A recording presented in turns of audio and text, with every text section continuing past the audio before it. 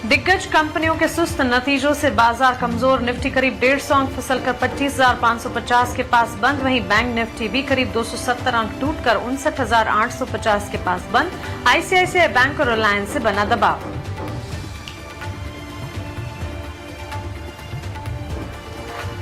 पहली बार 3 लाख के पार निकली चांदी। एमसीएक्स पर 3,04,000 के पार। आज करीब 15,000 रुपए की मजबूती। एक साल में 215% से ज्यादा दौड़ी चांदी।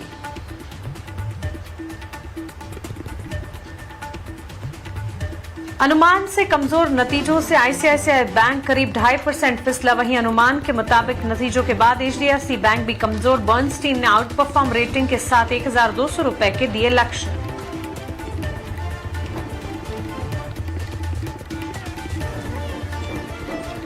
दिसंबर तिमाही के नतीजों के बाद रिलायंस इंडस्ट्रीज के शेयर पर दबाव। 3% से ज्यादा कमजोर। सिटी और मोतीलाल ओसवाल की बाय रेटिंग, लक्ष्य घटाया।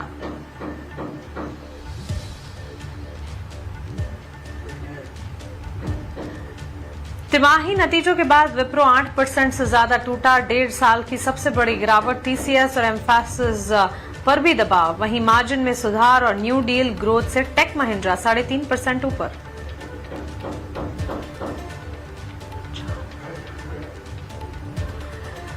रियल्टी शेयरों पर दबाव। गोदरेज प्रॉपर्टीज, अनंतराज और ब्रिगेड 1.5 से 3.5% फिसले। वही कमजोर नतीजों से जोबा लिमिटेड भी 3% नीचे।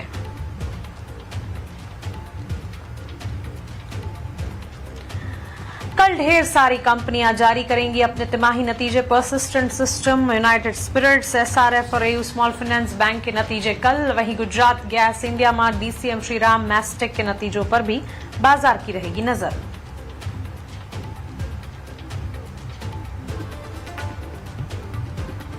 आईएमएफ ने भारत का जीडीपी ग्रोथ अनुमान बढ़ाया। वित्त वर्ष 2026 के लिए जीडीपी ग्रोथ अनुमान 0.7% बढ़ाकर 7.3% किया गया। वित्त वर्ष 2027 के लिए जीडीपी ग्रोथ अनुमान 0.2% बढ़ाकर 6.4% किया गया और वित्त वर्ष 2028 के लिए जीडीपी ग्रोथ अनुमान 6.4% किया गया।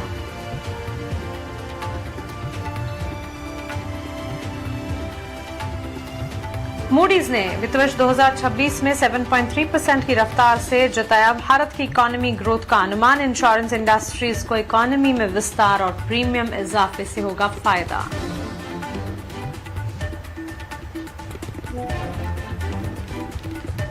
और दावोस में वर्ल्ड इकोनॉमिक फोरम का आज से आगाज। पॉलिसी मेकर्स, दिग्गज कॉर्पोरेट्स और इंडस्ट्री लीडर्स का जमावड़ा ग्राउंड पर पहुंचा। ईटी नाउ स्वदेश देखिए आज से सबसे बड़ी कवरेज।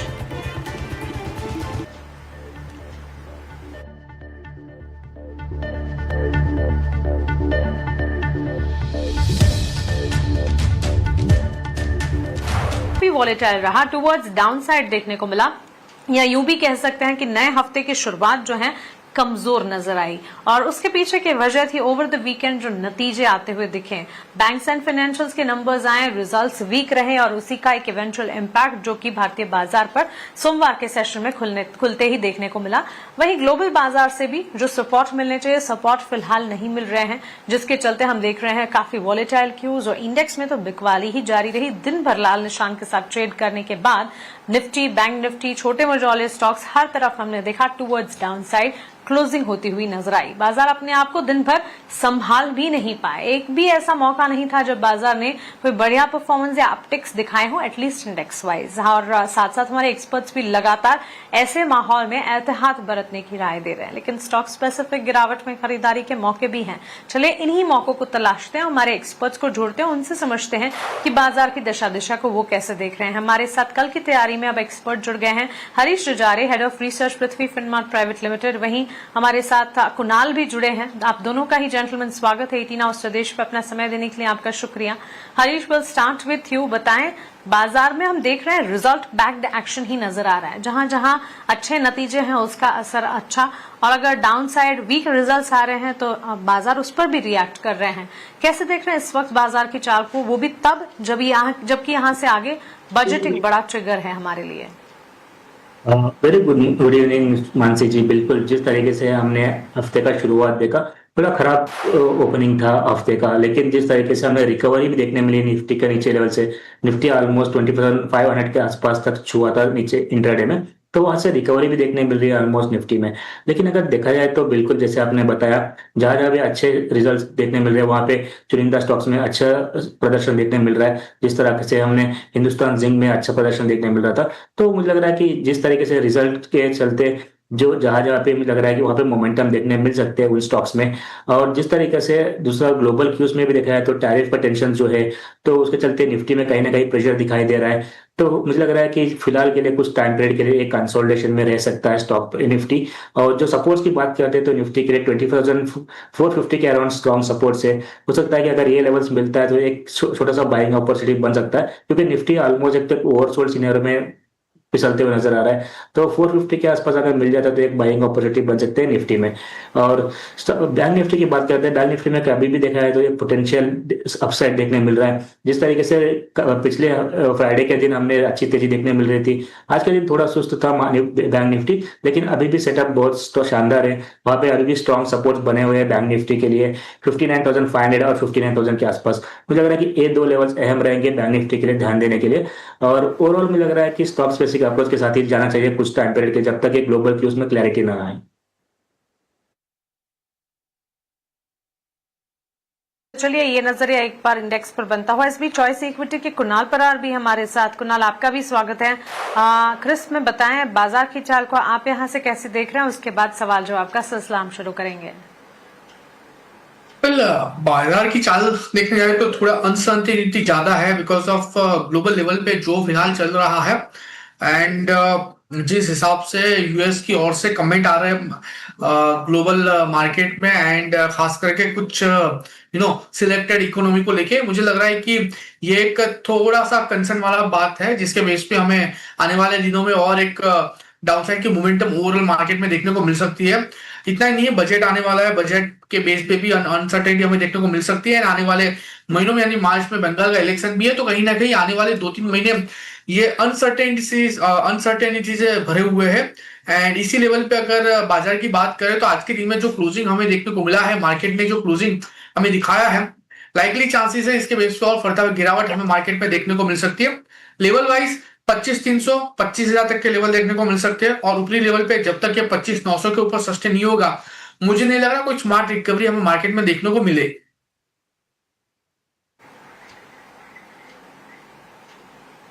एब्सोल्युटली। तो चलिए इंडेक्स पर ये नजरिया, और जैसे कि हम बता रहे हैं हमारे एक्सपर्ट्स का भी यही मानना है, ट्रिगर है बड़ा, बजट से ठीक पहले इस तरह की वॉलेटिलिटी, और इस वॉलेटिलिटी में बाजार में कॉशन प्रैक्टिस करना बनता है। लेकिन सवालों का सिलसिला आप शुरू करते हैं। दिलीप हमारे साथ जुड़े यूट्यूब के जरिए, उन्होंने सवाल पूछा है। कुणाल, आपसे ही जानना चाहेंगे, सुजलॉन के शेयर्स इन्होंने खरीद रखे हैं और इनका नजरिया जो है लंबी अवधि का ये मानकर चल रहे हैं। सुजलॉन 47-48 के लेवल्स के आसपास क्लोज लास्ट दिखाए। इनकी खरीद के स्तर 52 रुपए के हैं। 2,000 शेयर्स की खरीदारी कर रखी है इन्होंने, 1 साल का नजरिया मानकर चल रहे हैं। क्या राय होगी सुजलॉन पर? सुजलॉन की बात करें तो टोटली अवॉइड करके चलने की सलाह टाइमिंग के लिए है। 52 के अराउंड उनकी खरीदारी है। मैं कहूंगा थोड़ा सा वेट वॉच कर लीजिए, स्टॉक नीचे 46 तक के लेवल पे आ सकता है। 46 पे काफी अच्छा सपोर्ट भी है, पहले भी 46 का सपोर्ट लेके काउंटर ने 74 तक के लेवल हमें दिखाए थे। तो थोड़ा सा वेट कर लीजिए, अगर 46 पे सपोर्ट लेता है तो आप वहां पे एक बार एवरेज करके चलिए। उसके बाद स्टॉक हमें ऊपरी लेवल पे 54 से लेके एटलीस्ट 61 तक के लेवल दिखा सकता है। तो वहां पे अगर आते हैं, ओवरऑल आपका जो पोर्टफोलियो सुजलॉन को लेकर ग्रीन होता है, तो फिर वहां पे एक बार एग्जिट करके चलने की सलाह रहेगी। यहाँ पे लंबी अवधि के लिए होल्ड करके चलने की सलाह बिल्कुल नहीं है। सो 46 आता है, वहां पे एक बार एवरेज करिए, बाउंस बैक में एटलीस्ट 54 तक का लेवल ये स्टॉक हमें दिखा सकता है।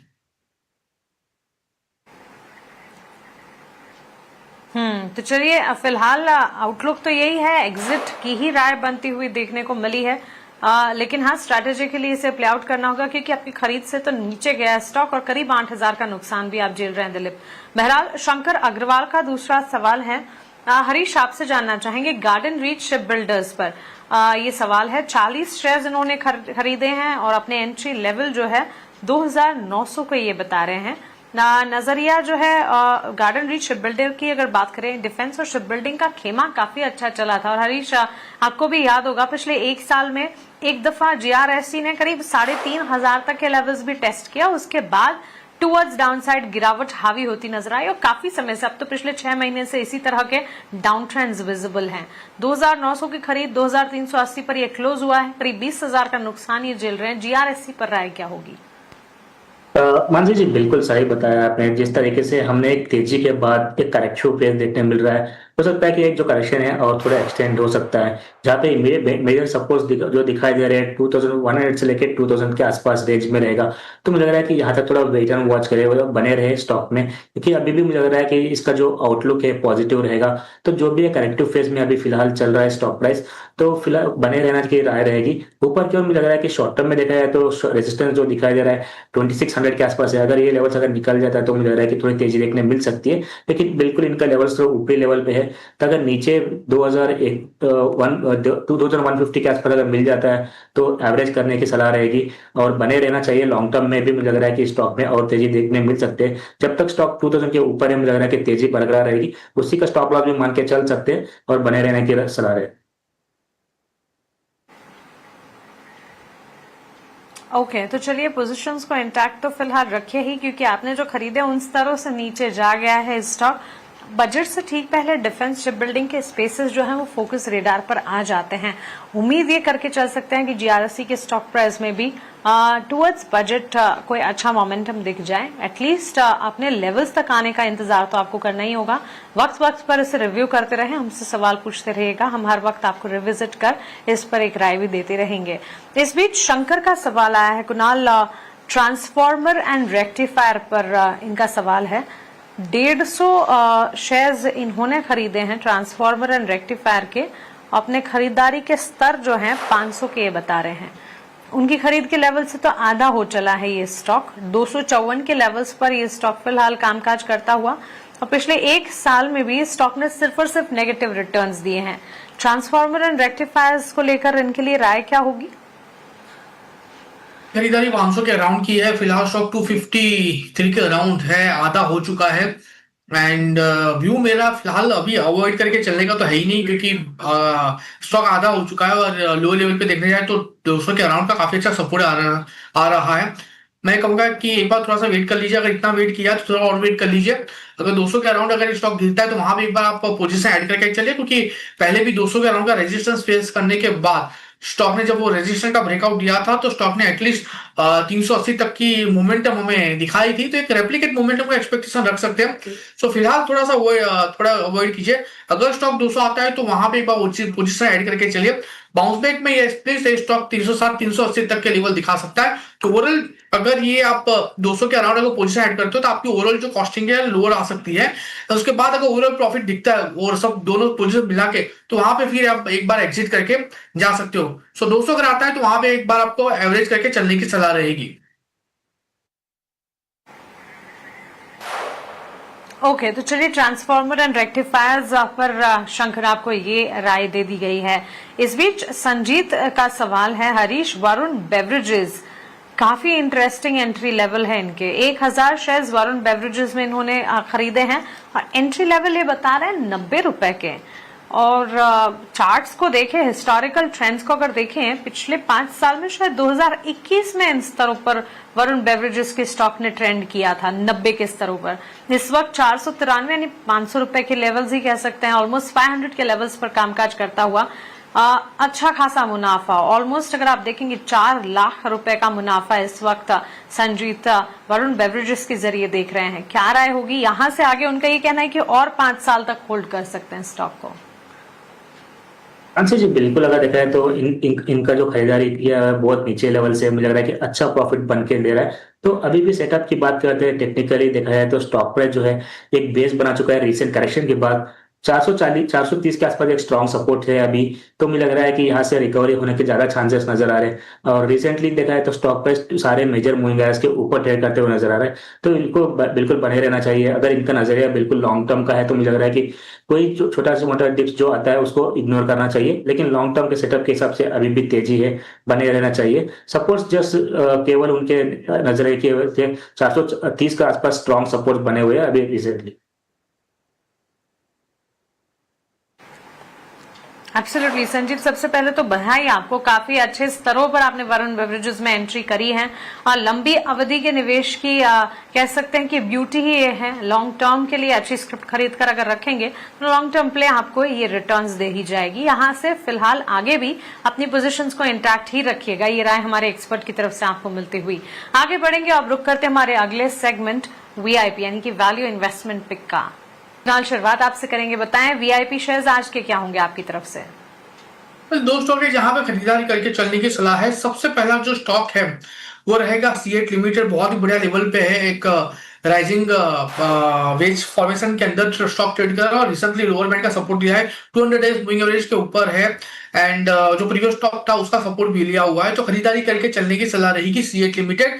3770 के एसएल के साथ टारगेट की बात करें तो 3975 का पहला टारगेट एंड जैसे वो ब्रेक होता है 4125 का दूसरा टारगेट भी हम यहाँ पे देखने को मिल सकता है।